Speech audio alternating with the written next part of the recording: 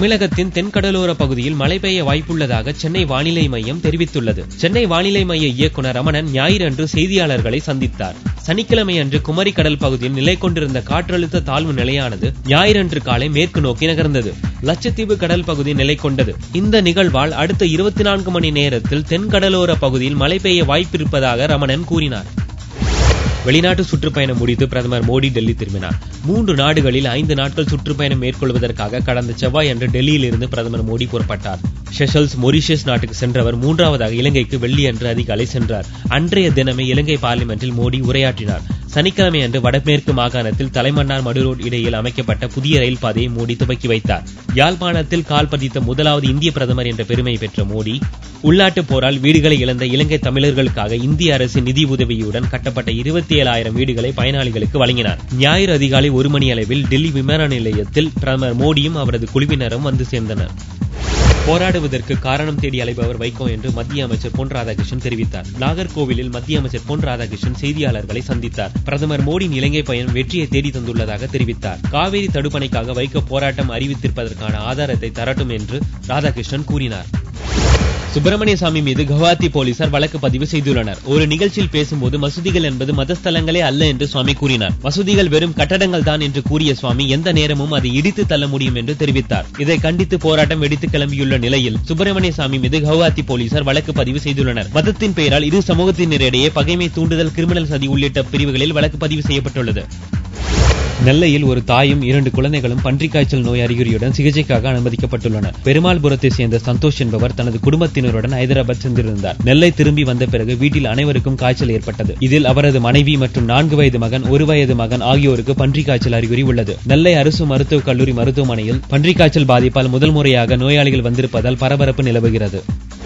பாகிஸ்தான் லாகூரில் உள்ள யோஹானாபாத் பகுதியில் இருவேறு தேவாலயங்களில் ஞாயிறு அன்று காலை அடுத்தடுத்து குண்டுகள் வெடித்தன. ஞாயிற்றுக்கிழமை என்பதால் இரு தேவாலயங்களிலும் கூட்டம் அதிக அளவில் இருந்தது. இரு தேவாலயங்களின் வாசல்களில் மனித வெடிகுண்டுகள் தங்களை வெடிக்க செய்துள்ளதாக போலீசார் தெரிவித்தனர். இந்த தாக்குதல் சம்பவத்துக்கு தெஹ்ரிக்-இ-தாலிபான் பயங்கரவாத அமைப்பு பொறுப்பேற்றுள்ளது. இதே தெஹ்ரிக்-இ-தாலிபான் அமைப்பு தான் கடந்த ஆண்டு டிசம்பரில் பெஷாவர் பள்ளியில் 150 குழந்தைகளை கொன்று குவித்தது.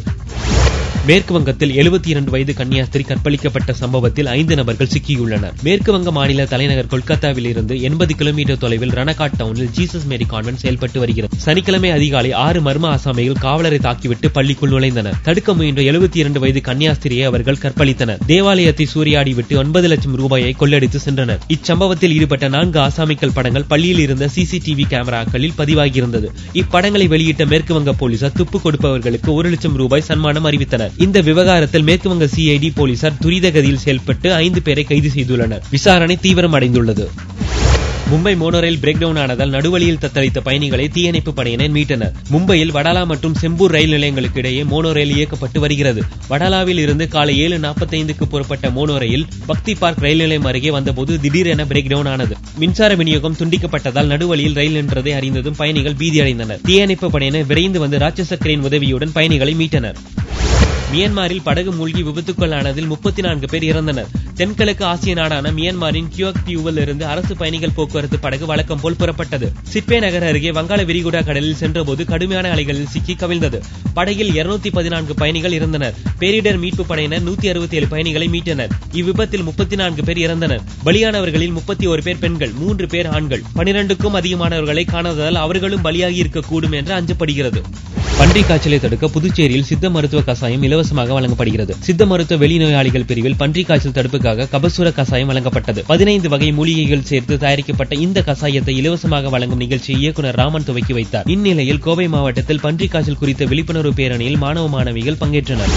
நாய் வளர்ப்பு மற்றும் பராமரிப்பு குறித்து விழிப்புணர்வு முகாம் கோவையில் நடந்தது. கோவை மாநகர போலீஸ் சார்பில் நாய் வளர்ப்பு மற்றும் பராமரிப்பு தொடர்பான இலவச விழிப்புணர்வு முகாம் நடந்தது. பொதுமக்கள் தங்களது செல்ல நாய்களுடன் இந்த முகாமில் கலந்து கொண்டனர். அவினாசி சாலையில் உள்ள போலீஸ் பயிற்சி பள்ளி மைதானத்தில் இம்முகாம் நடந்தது. பராமரிப்பு, தடுப்பூசி, நோய் தாக்குதல் ஆகியன குறித்து விளக்கம் தரப்பட்டன.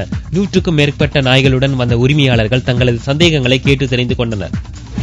கணக்கில் வீக்கான மாப்பிளையை மறுத்து திருமணத்தை மணப்பெண் நிறுத்திய சம்பவம் உத்தரப்பிரதேசத்தில் நடந்துள்ளது. கான்பூர் அருகே உள்ள ரசூலாபாத்தை சேர்ந்த மொஹர் சிங் மஹல் அல்விக்கும் ராம்கரன் என்பவருக்கும் திருமணம் நிச்சயிக்கப்பட்டது. திருமணத்தன்று நடந்த சடங்கின் போது இருவரும் பேசிக் கொண்டிருந்தனர். அப்போது 15ஐயும் 6ஐயும் கூட்டினால் எவ்வளவு வரும் என்று மணமகள் லல்வி கேட்க ராம்கரன் திருவன முழித்துவிட்டு 17 என்று கூறினார். கோபமுற்ற லல்வி படிக்காத முட்டாளை மணமுடிக்க மாட்டேன் என்று கூறி திருமணத்தை நிறுத்தினார். மாப்பிள்ளை வீட்டார் கெஞ்சி கூத்தாடியும் மணப்பெண் தன் நிலையில் இருந்து இறங்கி வராததால் திருமணம் பாதியில் நின்றது.